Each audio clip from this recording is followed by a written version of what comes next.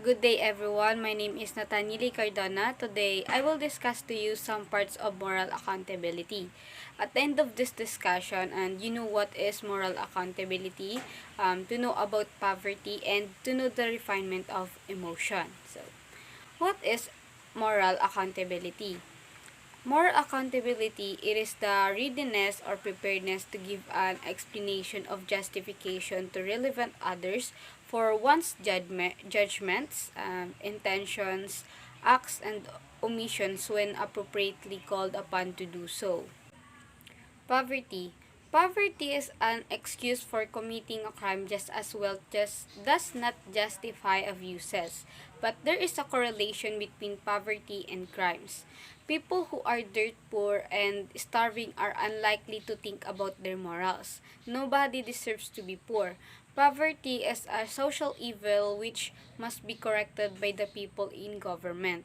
It becomes an act or of injustice that fails to look after the welfare of the people, neglecting their economic needs. So, when you are in poverty, you must have moral accountability. Because of this situation, you may experience what others say such pangungutya or pagmamaliit. Next is action and emotion. So, man is not a robot devoid of feelings. Every human act involves a person emotionally. So, thus, we pray fervently, we work earnestly, we play eagerly, we eat heartily, or we live happily. So, the Decalogue enjoins us to love God with all our heart and with all our soul. So, you cannot call someone who has action but no emotion a person. So, all the actions we do are attached to emotions. So, emotions are natural and beneficial.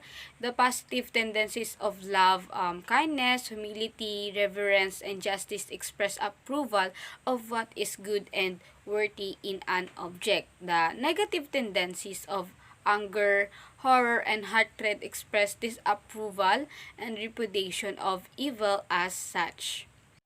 So, next is refinement of emotions. So, emotions, however, need to be subjugated to reason because an unbridled passion could lead a person to his perdition. So, one must learn to rein his emotions and work them to his advantage. So, we need it whenever we can no longer control ourselves, especially when we are angry.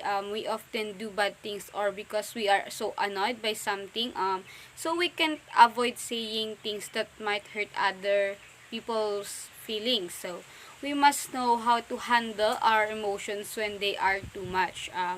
Moral perfection comes from within. So, Filipino says that a good person possesses goodwill. He is loving, helpful to others, and God-fearing. So, this is where my report ends, and I hope that you have gathered the lesson and information that we discussed today. And thank you very much for listening.